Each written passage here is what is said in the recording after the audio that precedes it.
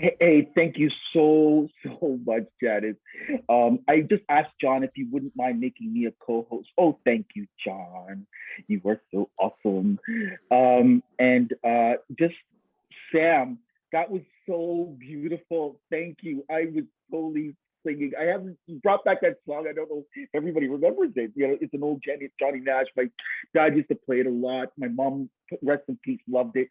So what a just a what a perfect way, what a wonderful song to share. I'm just so glad I got to catch it. Thank you. Um, my apologies as I just try to kind of figure out how best to work this um, um, uh, uh, uh, technology, as I think you've all shared that technology is challenging. So hopefully, what you should see is a title slide that has the title of the presentation. Okay, great, awesome, John. Thank you. So um, it was quite challenging as I was.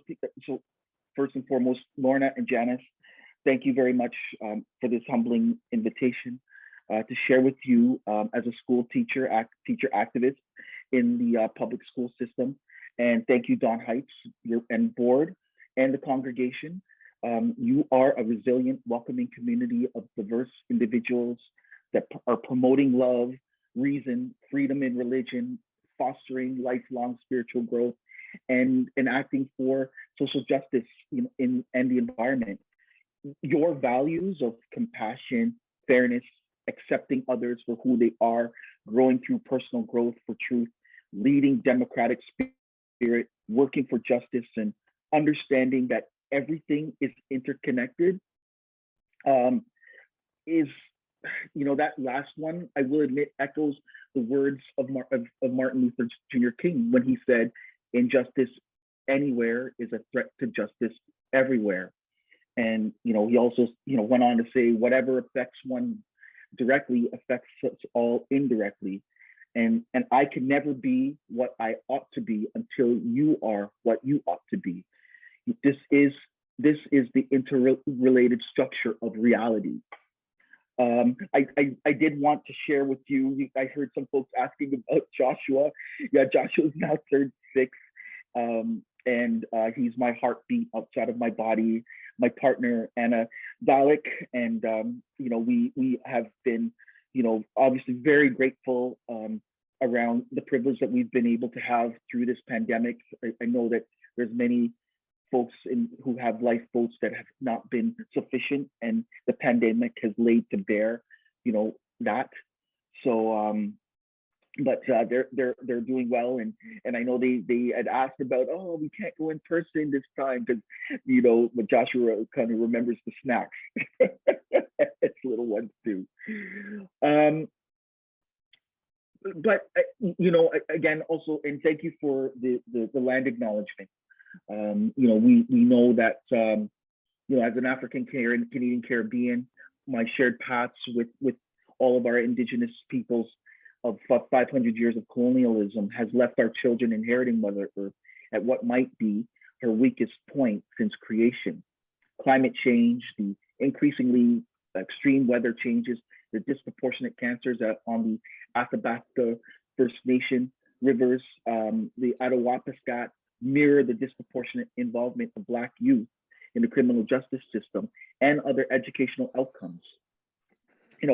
We are in February also, and as also include on top of it being International Radio Day, it's also in Canada and North America, Turtle Island Black History Month, and this in Canada our theme this year is for February and forever, celebrating Black history every day, which focuses on recognizing the daily contributions of Black Canadians in Canada.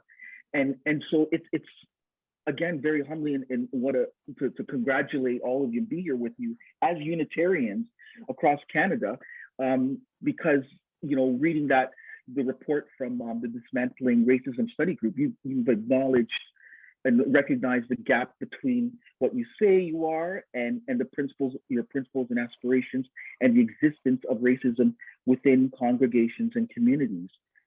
and working, the report was amazing. It said working towards eliminating this gap is key to being radically inclusive, striving to create hospitable, diverse, and multi-generational communities, and acceptance of one another and spiritual growth in your congregations. I totally connected when it said, anti-racism work is spiritual work. If our mutual communities are to be vibrant, relevant, and force for social justice, we must face and address racism while understanding that many global challenges exist at the intersection of race, climate change, economic inequalities, and other oppressions. So, to do the work of dismantling racism and undoing white settler culture in our midst, we must forge relationships with each other, with our Black, Indigenous, and people of color communities, and those already in your congregation and those in the wider community. And we must develop and support and implement anti-racist policies that dismantle systemic racism locally and globally. So really just congratulations on making on that happening, and all that were involved in bringing this to the forefront. Janice was very kind to share some of the work that I do as a volunteer. I'm a school teacher. That's obviously the base of what I do, but because of what I see inside the classroom, my volunteer work also impacts a lot of how I see how we can make this city, or how we can do the work to make the city the kind of city that we want, the kind of city that we deserve, the kind of city that we're going to have to actually fight for when we look at all of the things that have happened over the past 2 weeks. So the Urban Alliance on Race Relations has entered its 40th anniversary, advocating for experiences of racialized communities in Toronto.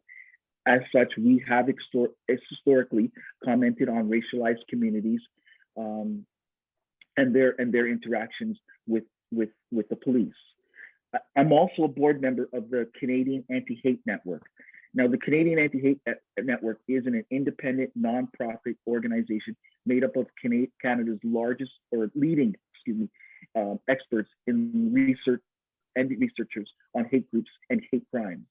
Our advisory committee includes academics like Dr. Barbara Perry, court-recognized experts on hate crimes, lawyers with decades of experience with hate groups, people who stood up to the neo-Nazi Heritage Front in the 1990s, and leaders in the communities that are being targeted by hate. We have relationships with colleagues and organizations doing similar work internationally also, such as the Southern Poverty Law Center and experts in de-radicalization. Our mandate is to monitor, research, and counter hate groups, and providing education on information on hate groups to the public, media, researchers, courts, law enforcement, and community groups. I'm also a board member of the Toronto Community Benefits Network. Toronto Community Benefits Network has built a very strong community labor partnership with a support base of workforce development agencies, learning institutes, and funders. And I'll share a little bit about that work later on in the presentation, about how I think how our goal is to make this a better city.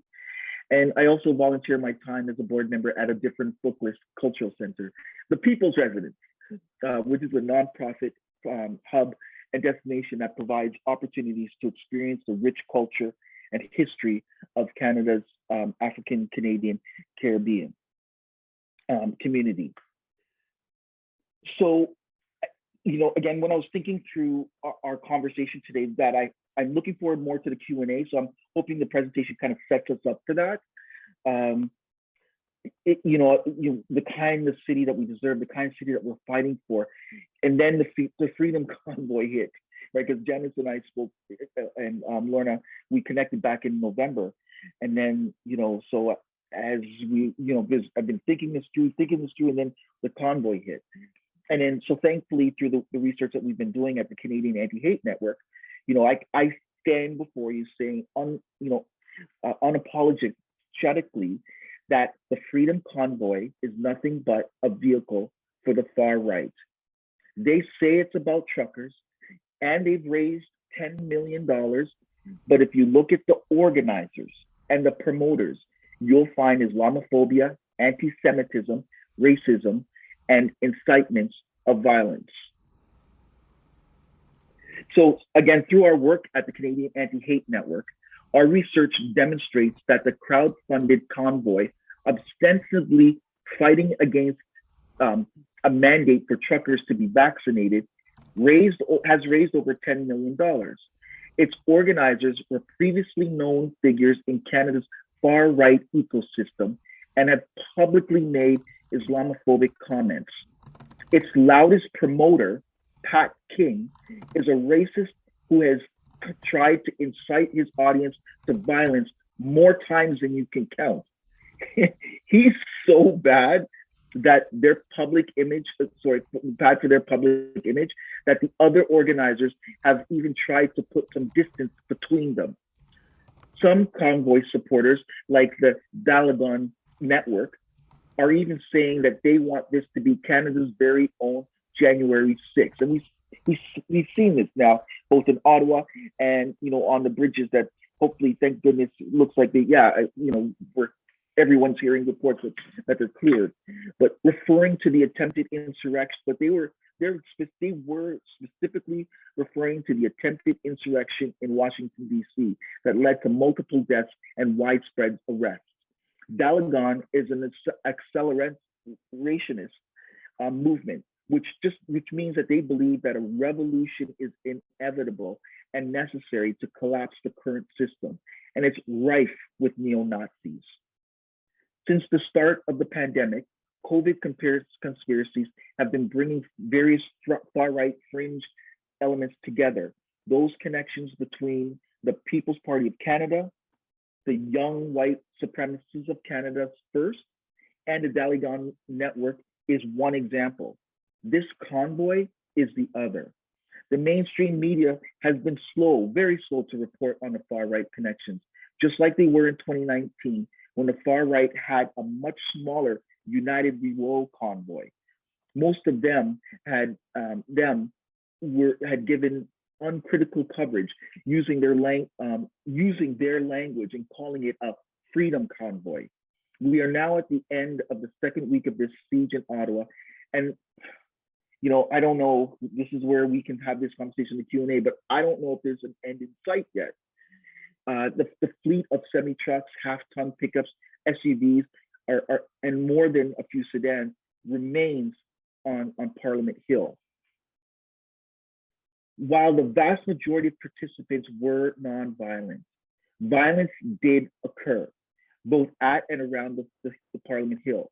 Many participants rejected the notion that the convoy or its supporters were somehow entangled in Canada's various hate networks. In many cases, defiantly embracing the quotes of the Prime Minister, Justin Trudeau, and titling themselves a fringe majority, holding unacceptable views.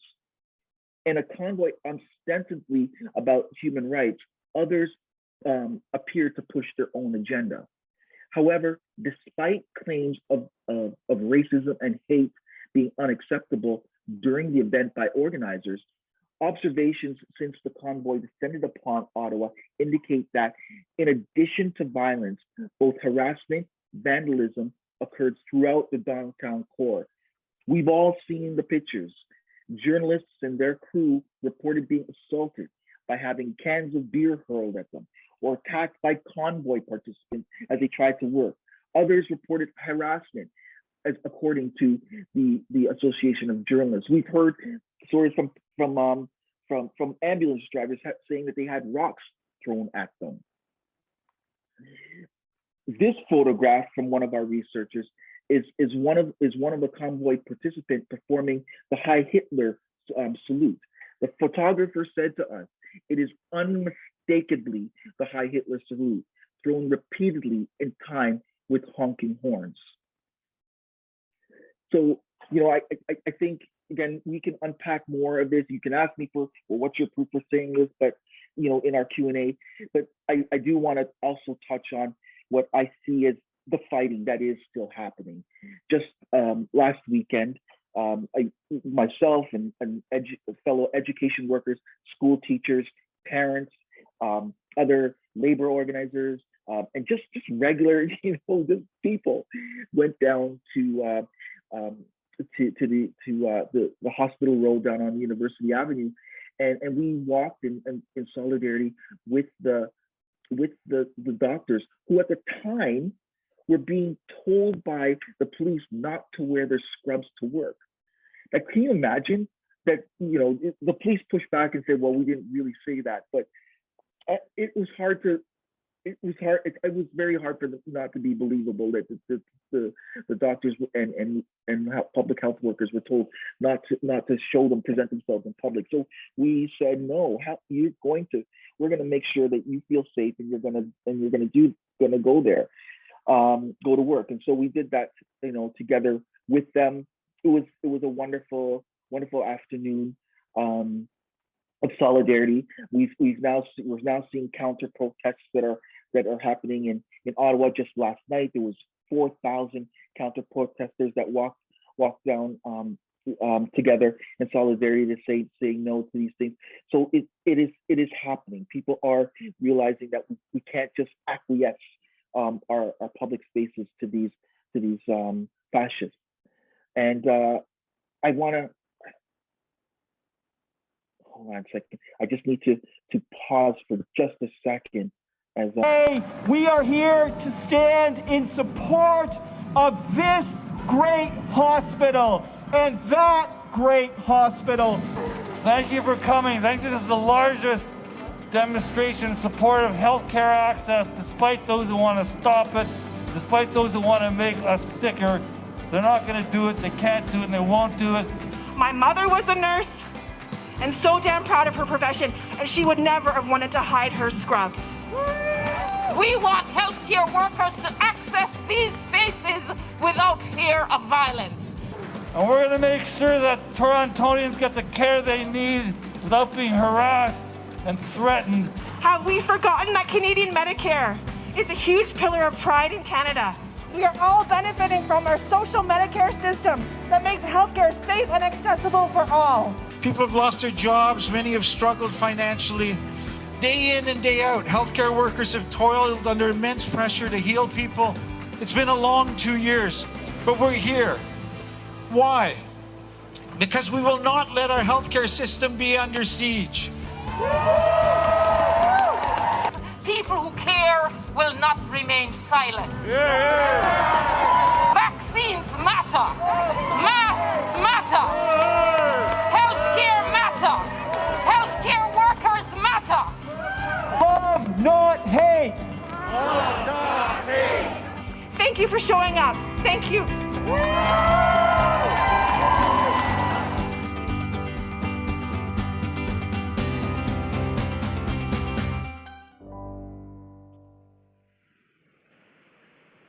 Thanks for your patience on that one. And so yeah, it was they again were working on they had decided to cancel this weekend counter rally here in Toronto when the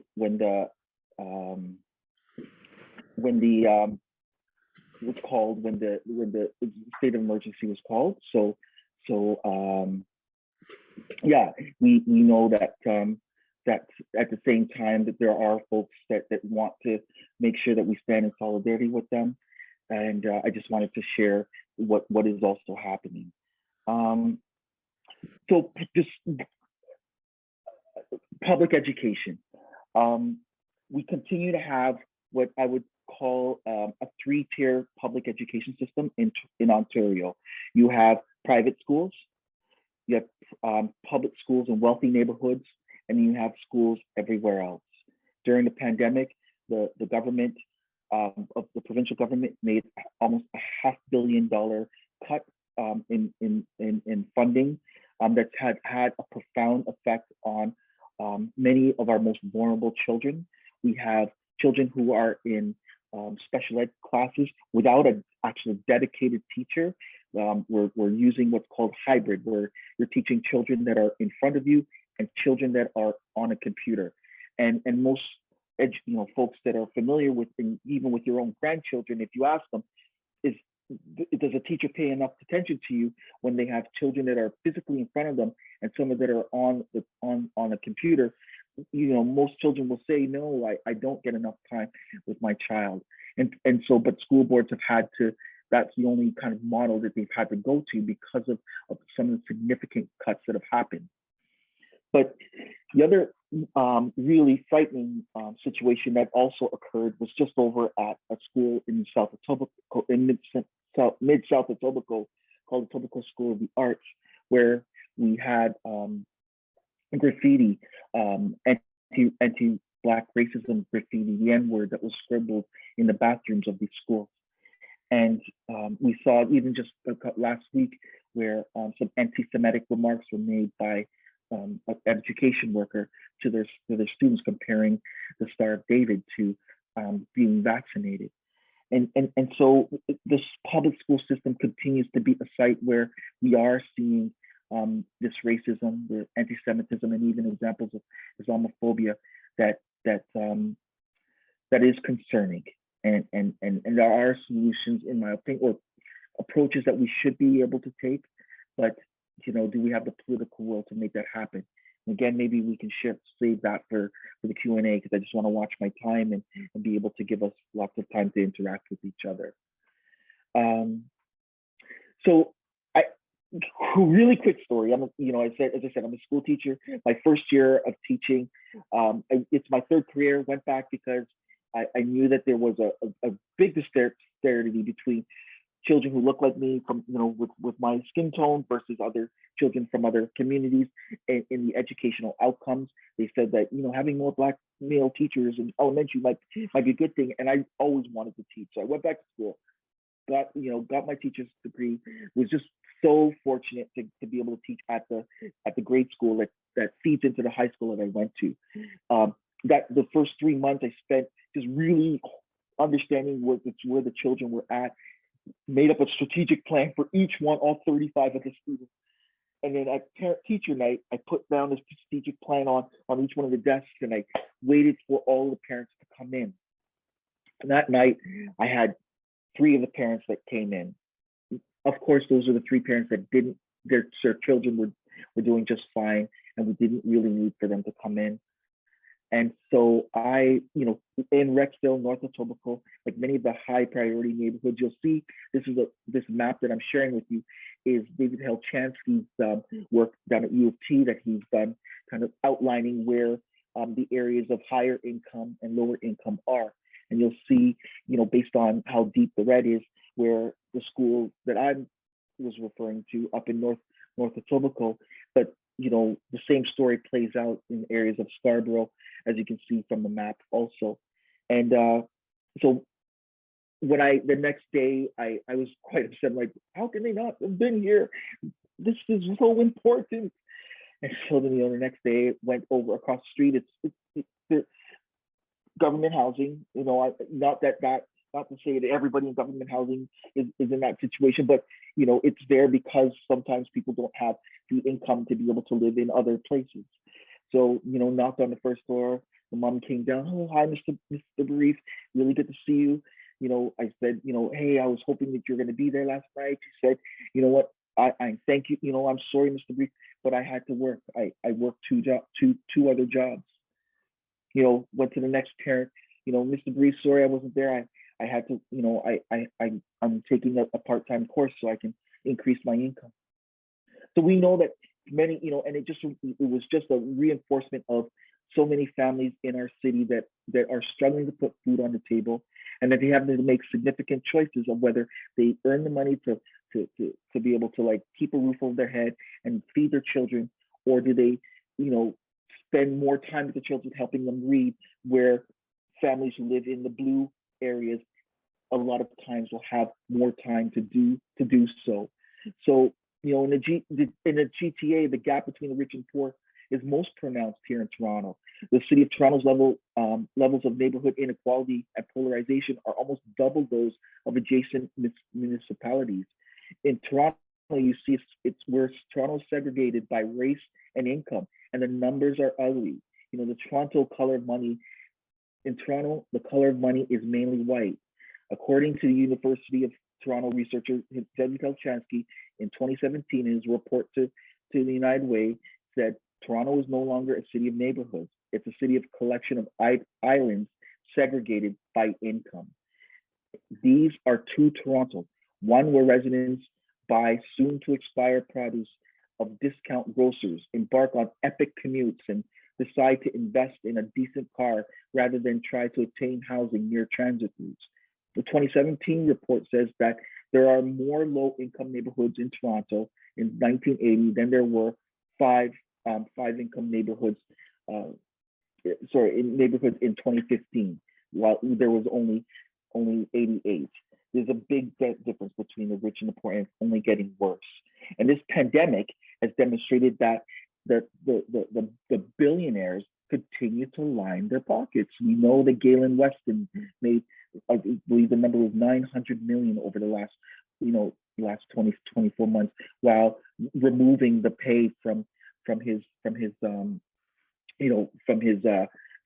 workers, the workers' pay. And Canada's richest person, David Thompson, heir to the Media Thompson fortune, has $53 billion. So at that rate, every dollar, every second, every night, how could, it's just bad. And I think, the data research plays out demonstrating this, and it's having a profound effect on our cities. So I do believe, and one of the conversations, and it would be interesting to hear some points of view around, that we do have another provincial election that's coming up. There are significant differences in how the approach that the different parties plan to take in how we make sure that we are addressing some of the concerns that we talked about today. So, one of the organizing models that we are using as education workers is trying to talk to some of the families that live in conservative ridings about these issues and about how we might be able to get, all of the parties more focused on reducing the poverty that we see in many of our communities in Toronto. Just before I pause and wrap up and throw things back over to Janice, I did want to talk about a different Booklist Cultural Center. It's located. We are temporarily located down at 777 Bathurst Street while we await our new home that's being built right across the street. The Cultural Center will be a destination for music, for art, for of course books that reflect the African, Canadian, Caribbean ancestry and celebrates it. It's a space that will be open to bringing all cultures in to learn about our different cultures. I really hope that if you get a chance to, you could obviously visit the website for some information, get on our mailing list. It is a wonderful space, in my opinion, that will again help to start healing and building the fabric of making everyone feel a sense of belonging here in our city. And again, finally, before as wrapping up, I think this is about the city that we fight for. How do we make sure that we house our city? How do we make sure that we connect the city with free and accessible transit? How do we make sure that we're greening our city? I know that the city is looking at we're going through our budgeting process, and the environmental sustainability file is crucial and is under pressure. So it is another area that we should all be focused on or paying attention to. How do we transform the city and decolonize its institutions? We deserve gender equity and budgeting, and we need cuts to in my opinion, that cuts to the police budget that would be balanced with having a different approach to people when they're in crisis. Police are not equipped to deal with people having mental health issues. We've seen that time and time again. And so increasing the police budget when they're not able to handle those types of issues doesn't make sense. And again, I think it's a good discussion point that we should all be having. And then we have to make sure that we fund the city properly. And again, that's a provincial issue why we need to speak with our Conservative representatives to talk about why Toronto needs more ability to fund its city properly. Community Benefits Network is we've been working with the province to say, if we're going to be using public money to build infrastructure, we should be saying to the contractors that we're hiring to do this work, to make sure that they hire a workforce that reflects what Toronto looks like. That we say you have to make sure that you hire people from all the different communities, so that way we are shared. The economic wealth is distributed in a more fair way than it traditionally has been. And then I don't know if Sam is still around, but Sam, it would be great if you could help me sing a little tune that I think, or if we could all sing a little tune together that I hope that always gives me hope when I'm feeling hopeless. Yeah, it's Imagine, and I think that some of you hopefully will have heard this tune over the years, yeah, maybe you could sing along with me.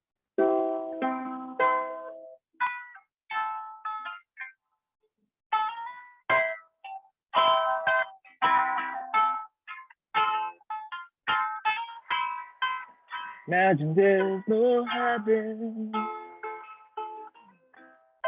It's easy if you try. No hell below us. The only sky. Imagine all the people moving all the world.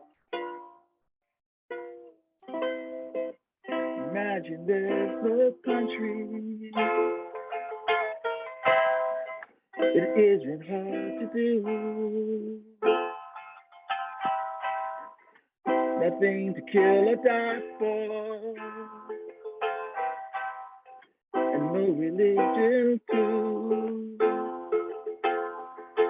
Imagine all the people living life in peace. You may say I'm a dreamer, but I'm not the only one. I hope someday you'll join us, and the world will live as one. Anyway, thank you for letting me share. I am so looking forward to a conversation with us all about the kind of city that we'd like to fight for, given everything that we're facing right at this moment. And Janice, thank you. I'll throw it back to you.